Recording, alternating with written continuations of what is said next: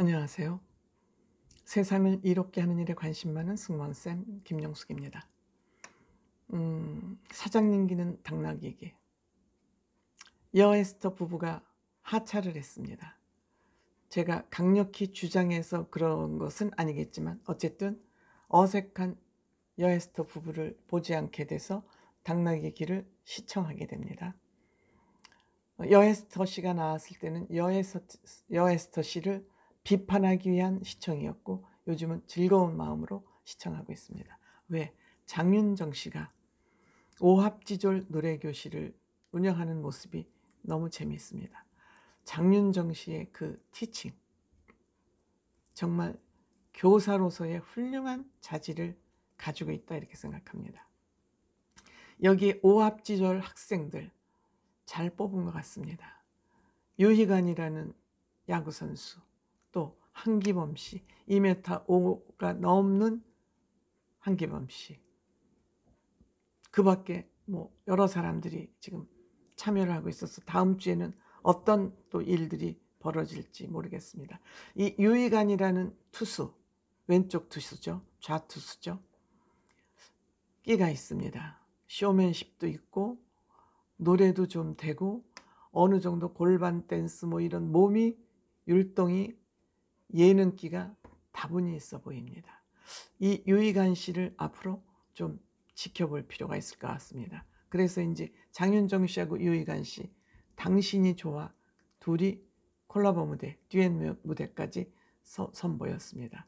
김정태 씨는 배우죠. 연기자죠. 노래를 제법 잘하는군요. 이 개그맨이나 배우들 중에 노래 잘하는 사람들이 제법 많습니다. 그 예능기는 딴따라 키는 가수나 배우나 좀 공통점이 있기 때문에 노래를 잘하는 사람들이 제법 많습니다. 이 장윤정 씨의 오합지졸 노래교실 기적의 레슨이 어떻게 일어나서 어떠한 결과물을 가져올지 그 목표가 지금 정해져 있기 때문에 기대가 되어집니다. 그 다음에 승무원 생활이 지금 방송이 되고 있습니다. 에어 서울의 3인자 넘버 3라는 김 부문장이 출연을 하고 있습니다. 관리직이죠. 승무원 출신 관리직이라고 하는 게 맞을 것 같습니다. 예전에는 그런 사람들을 체커라고, 비행기를 타서 체커 역할을 하는 그런 비행을 가끔 하기도 한, 현장을 파악하기 위해서 있을 수 있는 일이죠. 이번 주에는 기내식, 세계 1위 기내식이 우리나라에 있습니다.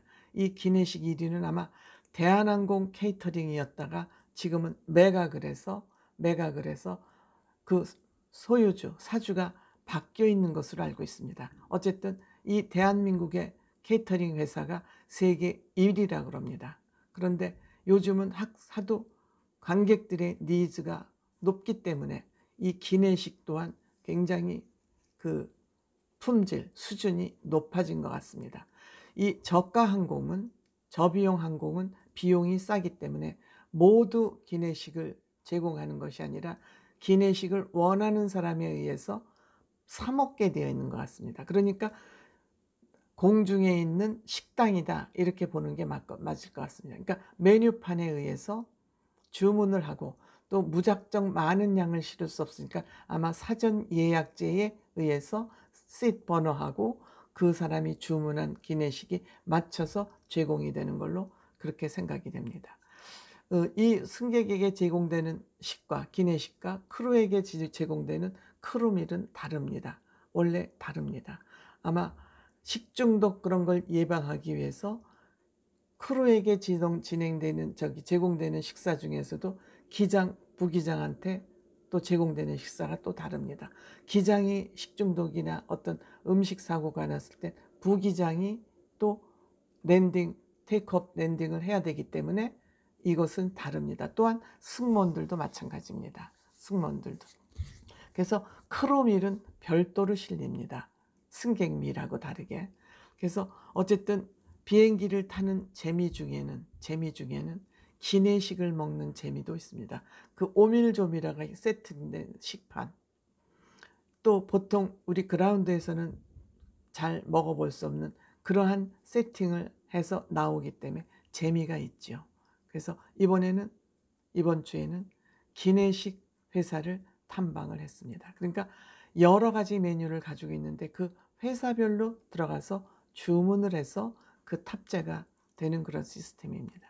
한국 기내식 예전에도 대한항공 음식 아주 수준이 높다고 정평이 나 있었습니다. 특히 대한항공은 비빔밥으로 굉장히 기내식이 유명해지기 시작했었습니다. 뭐 1등석에 실리는 그 음식은 말할 것도 없고 인류 호텔에 실리는 것보다 더 고급진 서빙 방법도 인류 호텔 서빙하고는 비교가 안 될 정도의 서비스가 제공되고 있죠. 그리고 비행기 타는 재미 중에 또 면세 판매, 스카이숍이라고 그러죠. 스카이숍이라고 합니다. 이 안내 매거진이 또 있습니다. 장윤정 씨 그 책만 봐도 재밌다 그러죠.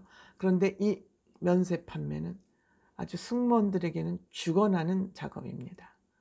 이게 시제가 안 맞고 또 안 맞으면 전부 승무원들이 물어내야 됩니다.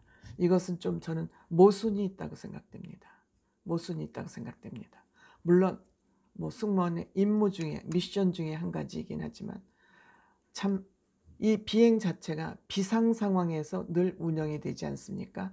근데 비상 상태에 신경을 모두 써도 우리가 모자랄 판에 승무원에게 이 기내 세일즈라는 책임이 주어진다는 건 저는 그렇게 적합하지 않다 생각합니다. 그렇지만 이 기내 판매가 항공사에 굉장한 수익을 갖다 주기 때문에 항공사로서는 포기할 수 없는 부분이기도 합니다.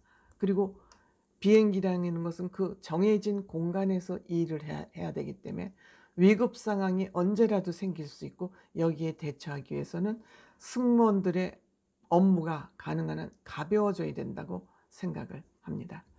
승무원들이 되기 위해서 아직까지도 이 승무원이라는 직업은 대한민국에서 선망의 직업이긴 합니다.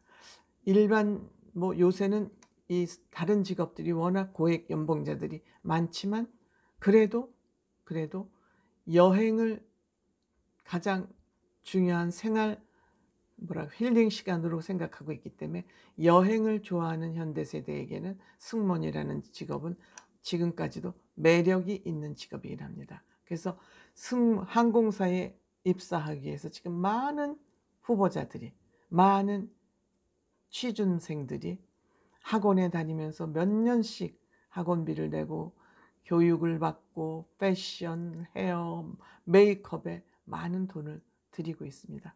그럼에도 불구하고 입사하는 것이 만만치가 않습니다. 즉 우리 승무원들이 되기 위해서는 외모 가꾸는 일에만 치중을 하고 있는데 외모보다 더 중요한 것은 언어, 서비스 도구이기 때문에 반드시 필요하죠. 그리고 자기만의 특기, 즉 언어, 희귀 언어, 영어, 불어 뭐 이런 거 말고 좀 중동이나 이런 러시아 같은 특별 희귀 언어라고 그래야 되나요? 이 언어가 중요하고 본인만의 특징, 경험, 경력이 굉장히 중요하다고 생각합니다. 근데 최근 코로나로 인해서 한 3년 가까이 비행을 하지 못하면서 봉급의 60%만 받았기 때문에 월세를 걱정하는 그런 상황까지 이르렀다고 그러지 않습니까? 승무원은 봉급 이외에 비행수당, 또 퍼디움, 출장비 이런 것들이 다 수입원의 중요한 부분 중에 하나인데 이런 것이 다 없고 봉급의 60%만 받으니까 부모님에게 용돈을 받았어야 되는 그런 상황까지 몰리게 됐다는 그런 얘기가 전해졌습니다. 왠지 과거에 비행기를 탔던 사람으로서 공감되는 부분이 많았습니다. 고맙습니다.